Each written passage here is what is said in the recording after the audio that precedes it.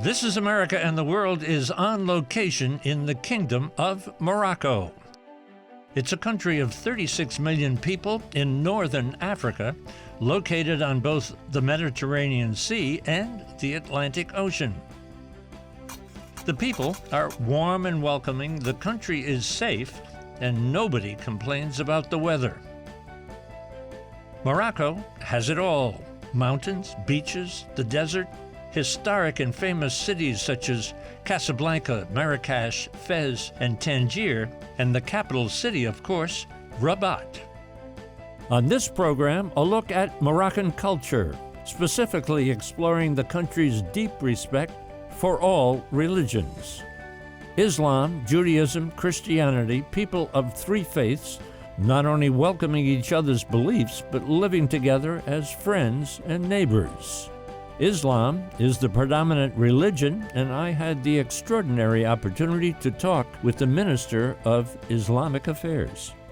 When you think of the West, and you think of America particularly, what do we have wrong about Islam? What are we missing here? There is a problem of misunderstanding. And this misunderstanding, sometimes it's due to ignorance and not having time to learn about others. Sometimes it's due to some influences of media especially. And behind that, you know that there are many interests. And the problem is all the faiths are the same goal, the same message, the same values. But people in history made the things different because humans transform these ideals as it's like their own agendas and their own interests. And now we have a lot of knowledge about others, a lot of knowledge about human being, and not of knowledge about history, but we still witness that many people behave like there is no knowledge, no information about it, that behave as human in his materialistic interest. That is, it's not promising for the future of humanity. The whole problem of wisdom now should be focused on this problem. Transform pleasure from having, acquiring, consuming to giving. Giving not only from a wealthy state, no? Giving yourself. And the first, the good, word, saying assalamu alaikum, for example, in Islam it's giving. If you smile, you are giving. If you embrace someone, it's giving. It's not only for the wealthy people, for all people.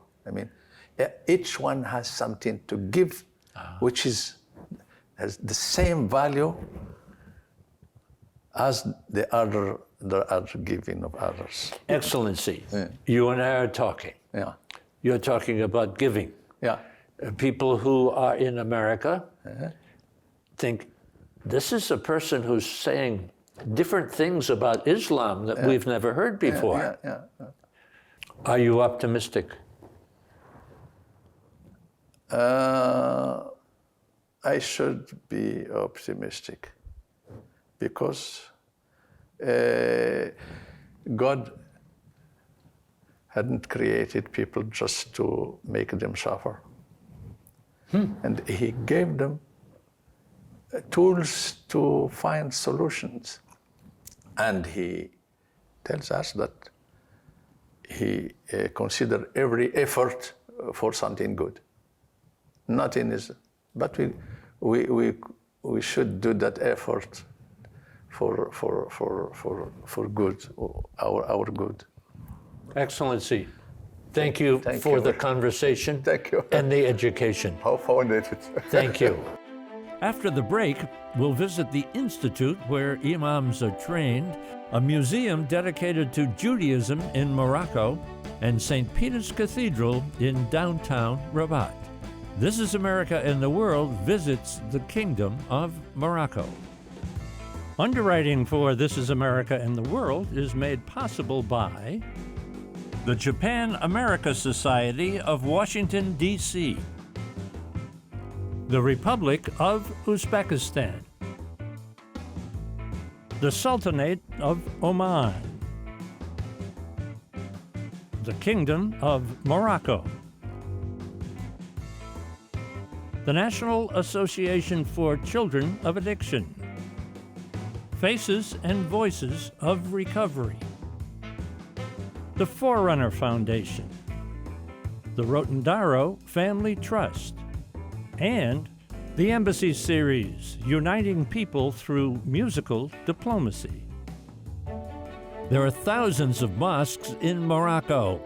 At the institute where imams are trained, I met a number of them who are studying there and learned about being an imam.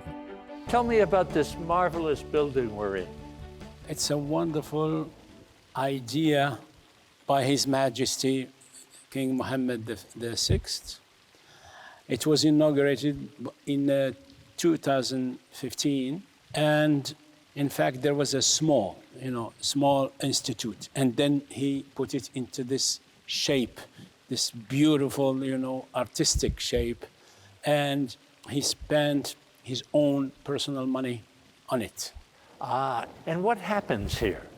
Training of imams from Morocco, new imams, well equipped with computer sciences, social sciences, a little bit of philosophy, plus, the Islamic, studies, the Quranic studies, the exegesis, etc., etc.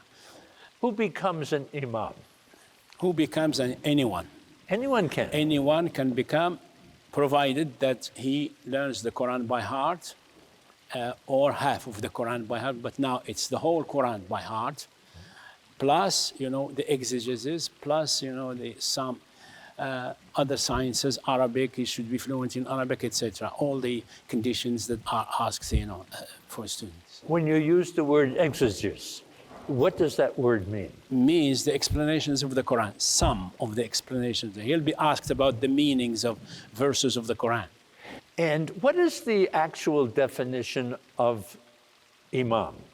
The actual definition in Morocco of the imam is the leader of the prayer, of the group prayer, because in Morocco we have the, your prayer, personal, and then the group.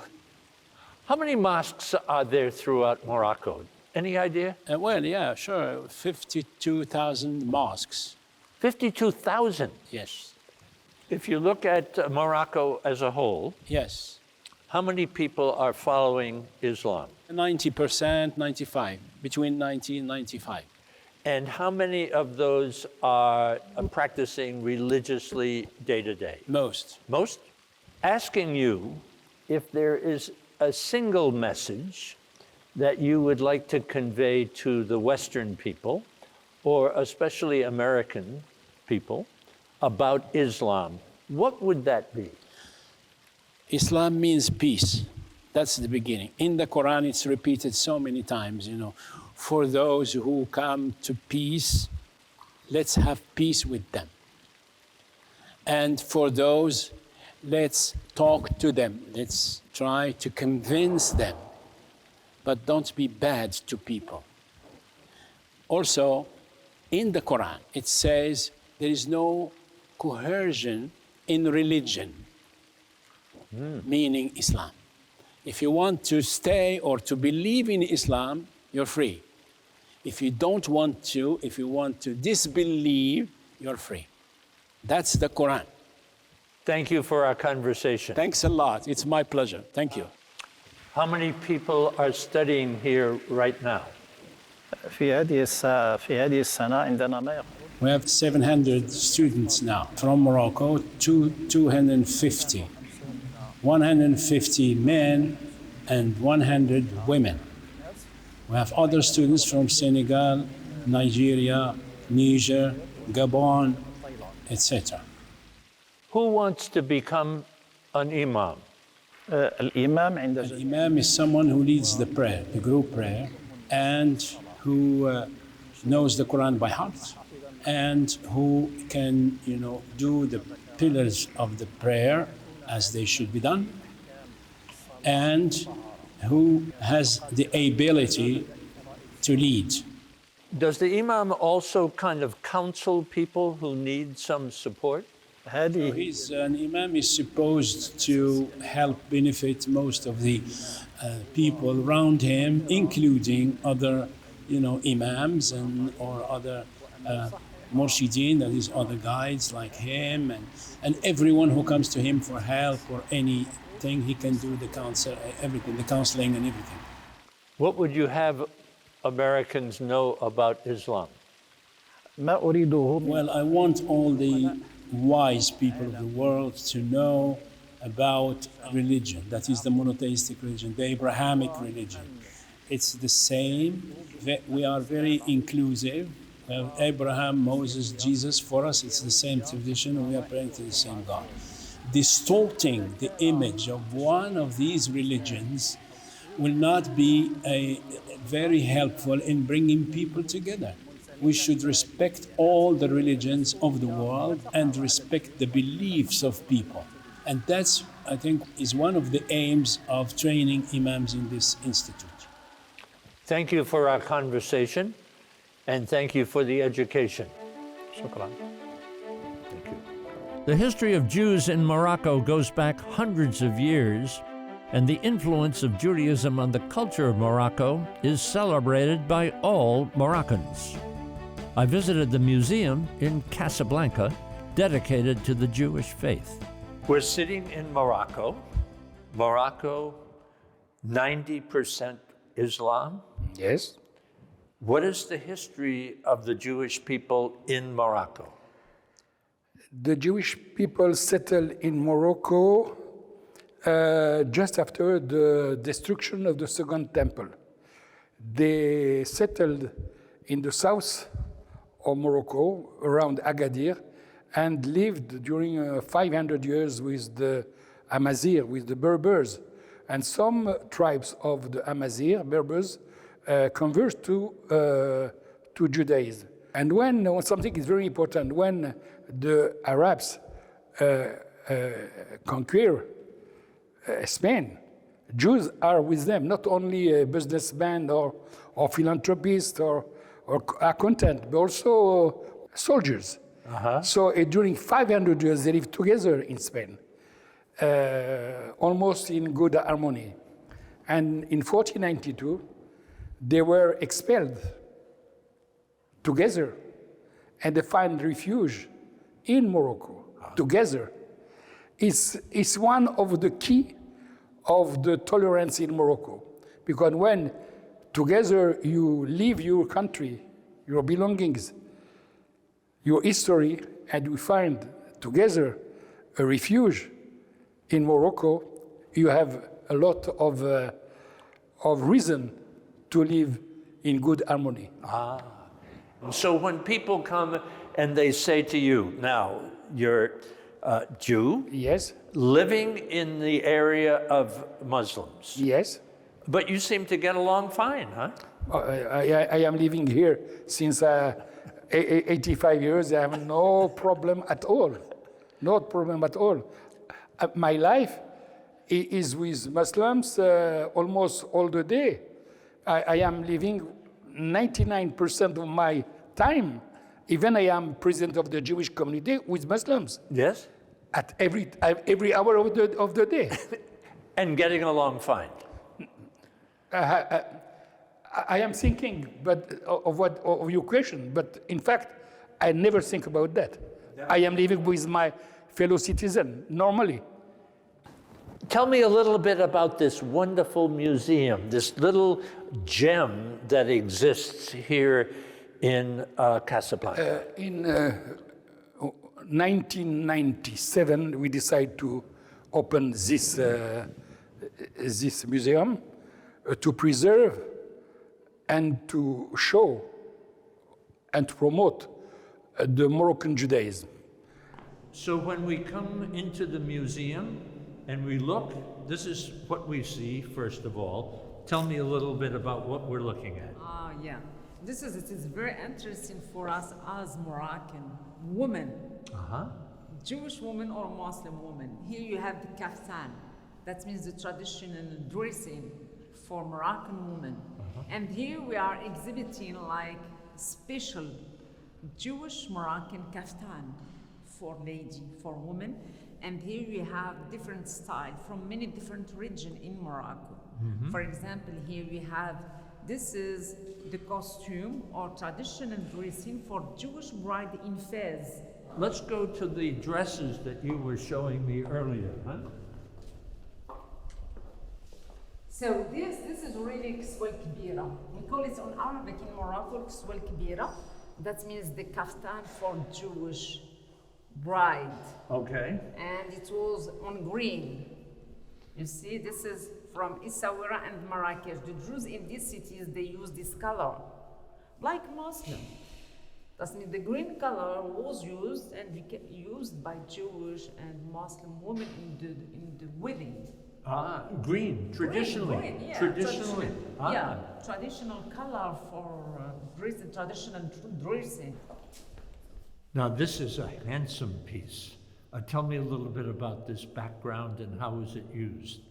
This is, we call it in Morocco, tiba, like Moroccan pronunciation by Jews. Tiba, this is the teva.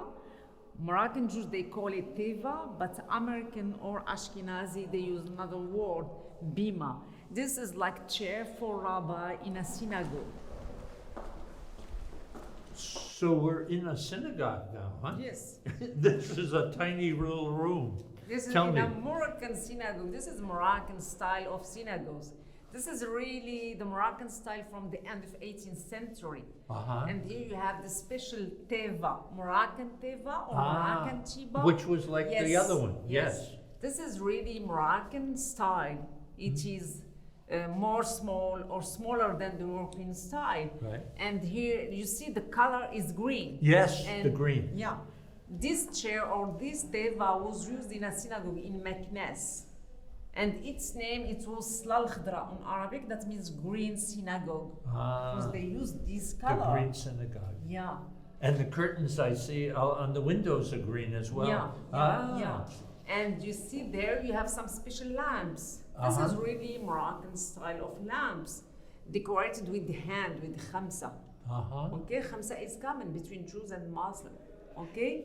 There is that connection again, huh? Yeah. The Jews and Muslims. There are a lot of connection between Jews and Muslims in the culture and the religious heritage and a lot of things. So the heritage and the culture of Morocco is partially contributed by the Jews, huh? Yeah. We have a great part of our identity, of our memory, of our history, of our civilization, like a great part. And today it is there to preserve it in order to explain to the generation of the future, to our kids. It's very interesting for us and very important. What lesson can you teach us about tolerance? Because America right now is so polarized, the right and the left, the conservative, the liberal, the Democrats, the Republicans. Here. Tell me some wisdom. Here, you have something that's very important. When you have an argument, a dispute with somebody, we never talk during 2 or 3 or 5 days.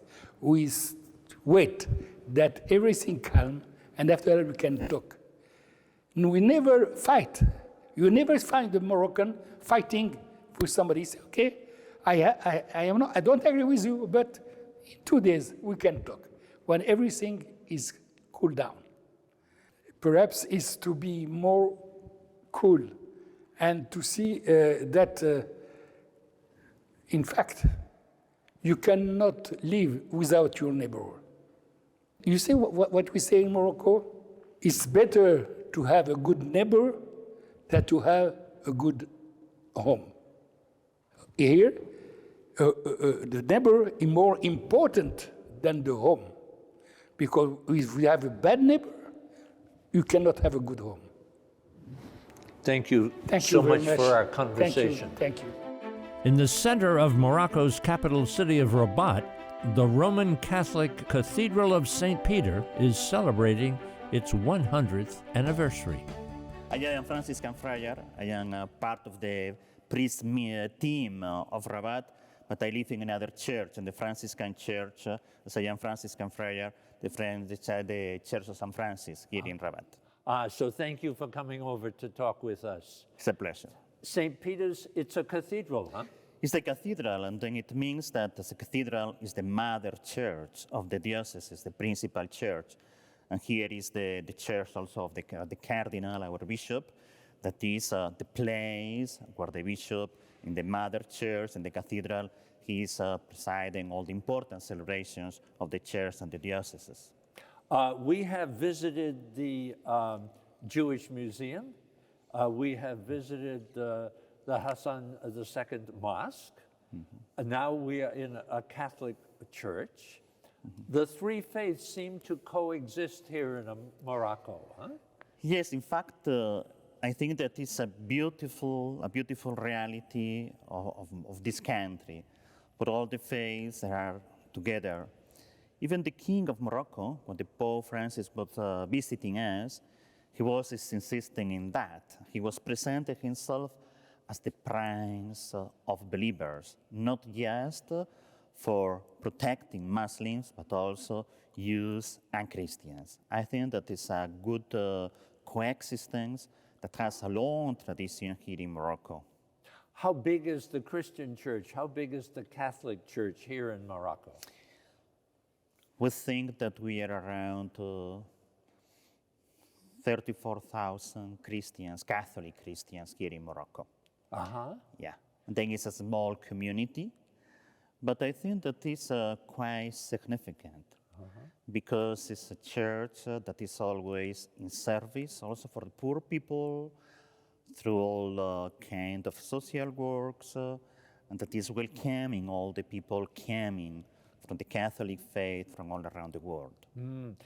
What does it say about the freedom of religion and tolerance here in Morocco that the Catholic Church exists and flourishes, huh?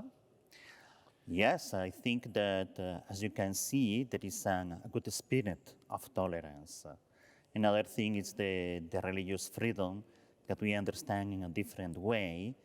But this kind of tolerance is really visible. You see that, for example, this cathedral is already in the center of the city of Rabat. It's open all the day long. All the people that came in from all around the city, they are passing and entering for visiting. And Morocco is improving also a lot of different meetings for talking and trying also to improve this spirit of the coexistence among Jews, Christians, and Muslims. The building itself reflects, in my eyes, to not only the Catholic faith, the Christian faith, but also Middle Eastern influence in the building itself. Huh? Yeah. Indeed, when they were doing the construction of the church, they were taking care of all the architectural dimensions and tradition of Morocco. In the small arts of the Jelis, the small pieces of ceramic that are all around, but also all the materials that they were using for the construction. There are local materials, the wood or the marble, or all the decoration. And then they were trying to build an important building for the church, but reflecting also this kind of sort of enculturation of the church in Morocco, taking care of this culture, this tradition, and the art of Morocco. We are at the end of our little conversation, Father Manuel. I would love you to give just a short message to the people in America about Morocco. Just tell us what we should know, please. Well, I think that Morocco is a beautiful country, that usually we don't know how Morocco is. when people from abroad, from America, but even from Europe, they are coming to Morocco for the first time, they are already surprised because they find a beautiful country, the welcome of the people, the culture, the tolerance. And I think that it's necessary, really, to work all around the world for this kind of culture of tolerance, that they start also for the capacity of knowing the other, for entering relation and building together, as the Pope Francis he used to say it, a new culture of human fraternity. Father Manuel, it is wonderful to visit with you. Thank you so much. Thank you very much. Thank you for visiting us. Thank you, Thank you. Father. Thank you. For information about This Is America in the World, visit our website, thisisamerica.net, or our YouTube channel, This Is America TV, and follow us on Facebook and Twitter. Underwriting for This Is America in the World is made possible by the Japan-America Society of Washington, D.C., the Republic of Uzbekistan, the Sultanate of Oman, the Kingdom of Morocco, the National Association for Children of Addiction, Faces and Voices of Recovery, the Forerunner Foundation, the Rotondaro Family Trust, and the Embassy Series, Uniting People Through Musical Diplomacy.